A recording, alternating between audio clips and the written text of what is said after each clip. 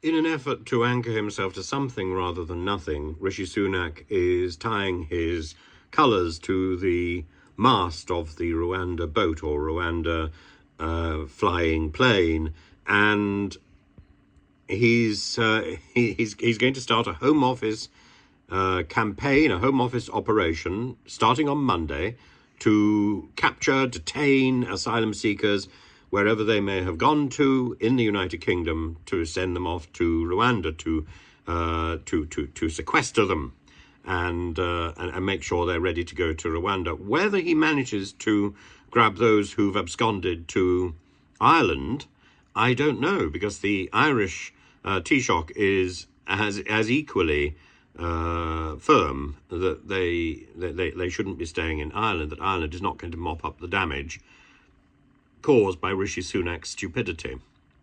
And so the next 2 weeks are going to see a flurry of activity. Police undoubtedly on the street, giving the impression that the Bobby is back on the beat. Don't be deceived.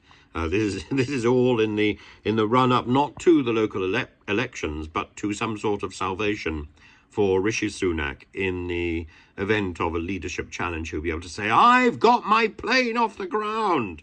I bags Rwanda. Rwanda is mine. I love Rwanda."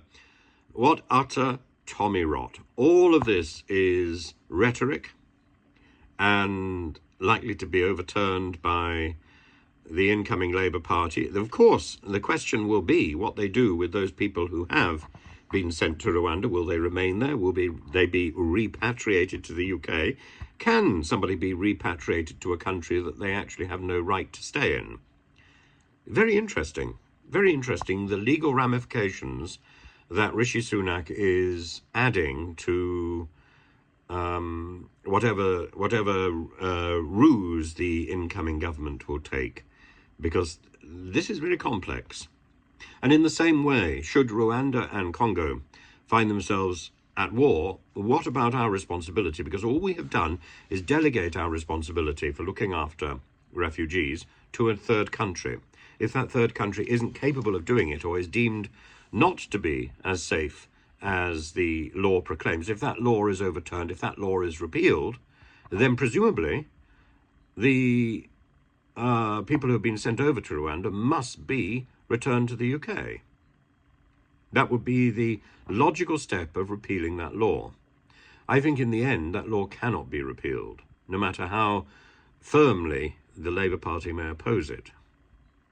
I think we're going to find ourselves in some sort of legal limbo, in much the same way as the asylum seekers have found themselves in a legal limbo.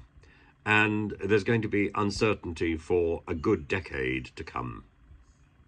That is the legacy of the Home Office. That's the legacy of Theresa May's hostile environment, of Priti Patel's obsessions, and of Suella Braverman's thumping on the dispatch box and screaming invaders. And at the same time, I think the chances of doing a deal with Albania for using a place nearby that can house migrants while they are being processed, so that when they are processed they can come back to the UK, I think that will be dead in the water, because nobody will trust us. That's the reality.